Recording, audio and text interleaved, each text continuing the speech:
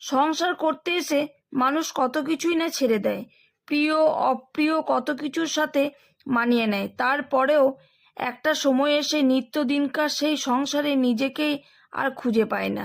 সবাই যে যার মতো ব্যস্ত হয়ে যায়, অপ্রয়োজনীয় আর একা হয়ে যায় সেই মানুষটা।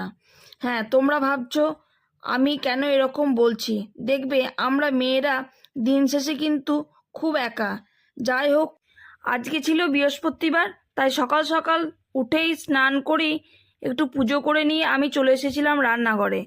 আর আজকের রান্নাতে ছিল বেগুন ভাজা, শাক, আলু পোস্ত আর চাটনি। আজকে পুরোপুরি নিরামিষই রান্না করেছিলাম, কারণ বৃহস্পতিবার আমরা নিরামিষ খাই। তারপর রান্না করে নিয়ে আমার ঘরগুলো একটু অগোছালো ছিল, সেগুলো একটু গুছিয়ে নিলাম। তারপর আমরা দেখো খেতে বসে গেছি, তিনজনে মিলে একসাথে খেতে বসেছিলাম, আর ছেলেও ছিল না।